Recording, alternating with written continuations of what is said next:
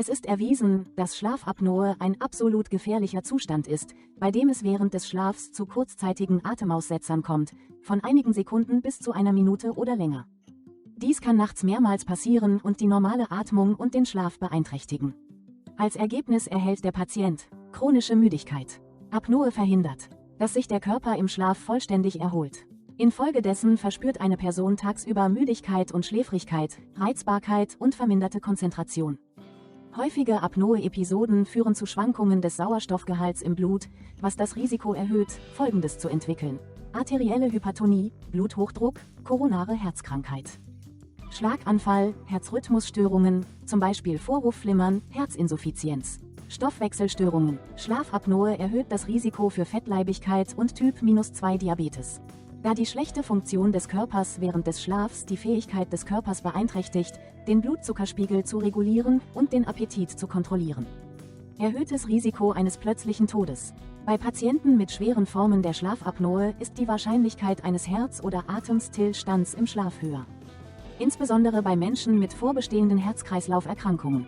Chronischer Sauerstoffmangel und eine schlechte Schlafqualität können im Laufe der Zeit zu einer Beeinträchtigung des Gedächtnisses, der Konzentration und der kognitiven Fähigkeiten führen und das Risiko für die Entwicklung einer Demenz erhöhen.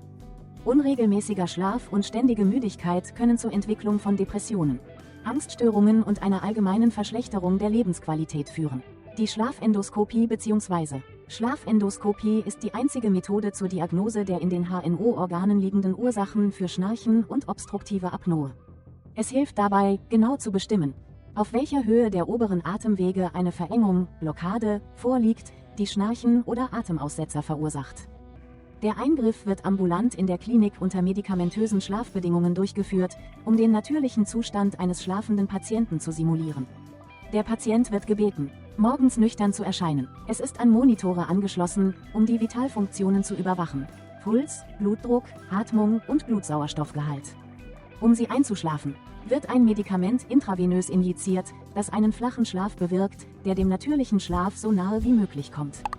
Sobald der Patient schläft, führt der Arzt ein dünnes, flexibles Endoskop in die oberen Atemwege, durch Nase oder Mund, ein. Das Endoskop ist mit einer Kamera ausgestattet, die es dem Arzt ermöglicht, den Zustand der Atemwege in Echtzeit zu überwachen. Nach Abschluss der Endoskopie wird das Hypnotikum abgesetzt. Der Patient wacht auf. Die Erholung vom medikamentösen Schlaf dauert in der Regel einige Minuten und es kann zu leichtem Schwindelgefühl kommen. Der Patient wird beobachtet, bis sein Bewusstsein vollständig wiederhergestellt ist und sich seine Vitalfunktionen normalisiert haben. Basierend auf den Erkenntnissen der Endoskopie und Polysomnographie wird über Behandlungsmethoden entschieden.